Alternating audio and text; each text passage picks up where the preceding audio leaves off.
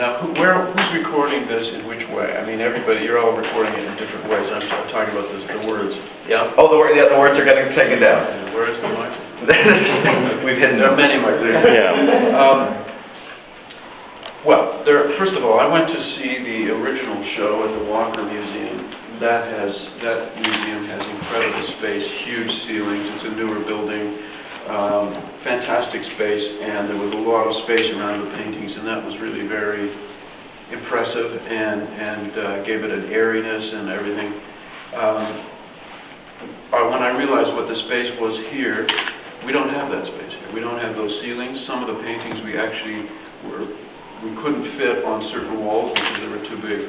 So rather than thinking of that as a terrible flaw, I thought, well, this is an opportunity to do something quite different from what the Walker did. We couldn't have replicated that show if we wanted to. We just don't have the space. It's as simple as that. And the same goes for the Chicago show, which apparently had even more space. And once we've got the renovations done at the AGO, maybe that would be an option. But it wasn't here. One of the things I noticed as a result of that space around the paintings was, I thought you had too much space. You know, I thought you could make an argument that it let you off the hook. It let you breathe too much, because I think the show is incredibly intense and dense. And I decided that I didn't want people to be able to breathe too much. You know, I wanted them to feel the intensity of it, the density of what Andy's work was doing at the time. And so it's a matter of the art of the possible, basically, which is very much like movie making in that way. You don't have carte blanche with the world. There are always limitations and things that have to do with here, you know, things like fire regulations and the flow of the public and security and which walls are considered buffer walls and which are not, so on and so on. So it's a combination of a conceptual thing and a pragmatic thing, and that's why the show ends up being the way it is. Of course, we put movies on the walls as well, which the other shows did not, and that meant we had even less space because, of course, the movies are taking up space that paintings could have been left as blank around the painting. But I think if you take the movies away, you're cutting the show in half. I mean, there's so much that is delivered by the movies, so that the paintings don't. They reflect on each other. Who wants to open it up first here? Robert, you want to start? Sure. Yeah. Nominee. Just uploading an image. A few years back, you did on a digital show called Nervegate. Yeah, I almost forgot about that. Yeah. So, you know, the digital realm is something you've embraced for a long time, probably more than most filmmakers. What do you think the role is with new technologies like blogging or the net relative to shows like this or your work? Is it having any impact? Well, I think I answered that a little bit. Yeah. Sorry. Yeah. Okay. But I think film has always been a very technological art form, more than most, and really it was the invention of the Industrial Revolution that had to happen first. So it is a case of a kind of synergy between the technology and the art form itself. It's always been. I mean, before there was color, you couldn't think in color for a film. Before there was sound, you couldn't think in terms of sound. So now you have. I think it's really exploded. All the possibilities for film have completely exploded. And we're seeing something happen in film that's happening in many other disciplines, which is a kind of splintering and a fragmenting of audience. I think the main effect that the web and all the ancillaries of the web is going to have is that there will no longer be the pretense that there's a mass audience. The idea of a mass audience was really also kind of an invention of the Industrial Revolution. art forms earlier on were really considered elitist, you know. I mean, Bach did not compose for the masses, neither did Beethoven. It was always for patrons, it was for aristocrats, it was for royalty. And now we have a sort of democratic version of that, which is to say that the audience is so splintered in its interests, and it can have access to film technology. You wouldn't even call it film technology now, really.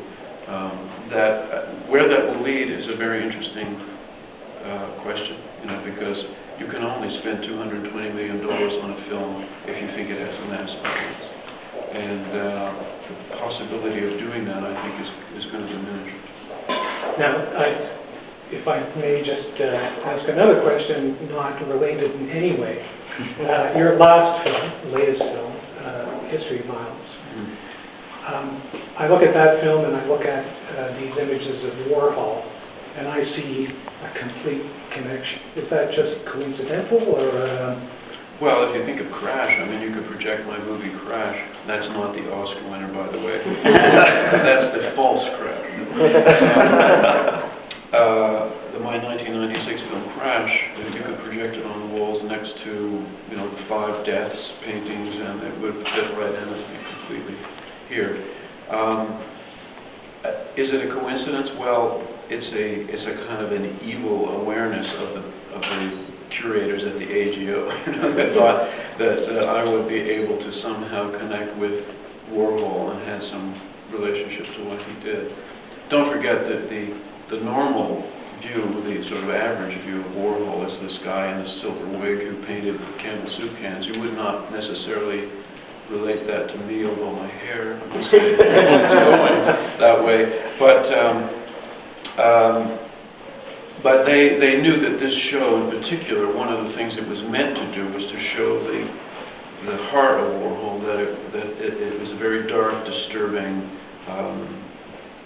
not cute kind of pop art light stuff, that he was really dealing with a lot of heavy things in his art, and that is the core of that is in this period 62 to 64, and that I would therefore inevitably bring that out even more in the way that it was curated here. And I can, just speaking about the density of the show and the claustrophobia or whatever, a woman came to me and said she had gone to the Warhol Museum in Pittsburgh, which is a lovely place to go and see Warhol stuff and to see artifacts of his factory and his old cameras and all that kind of stuff.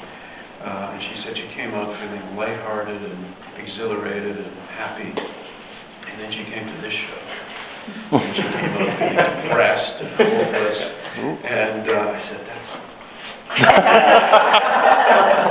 because that's the idea, you know. I mean, it's that both of those aspects of Warhol are true. I mean, you know, he started Interview magazine. He produced the first album for the Velvet Underground. He had his hand on many things, many disciplines and media and stuff. But the essence of them, I think, is here in the show. And it's not what most people think of as Warhol. So I guess they figured that I had a connection with that, and I guess I did. Thank you. I'll question. Yeah. Good. Hi, I'm a photographer. I'm also animator. I love your movies, by the way. I had a question about the opening animations for your movies, like, for example, Spider, like the opening title animation. How involved are you in designing those? Well, kind of relevant. I'll answer that question, but I'd rather keep this stuff sort of connected with Warhol. With Andy. I mean, Okay. yeah, I'm totally connected. I mean, I'm totally involved. And if you're not involved in every aspect of your movie, then you're not really the director of the movie, as far as I'm concerned. So I have complete involvement in it, you know, every frame. And that's the answer. And that includes those frames. We could do one more question.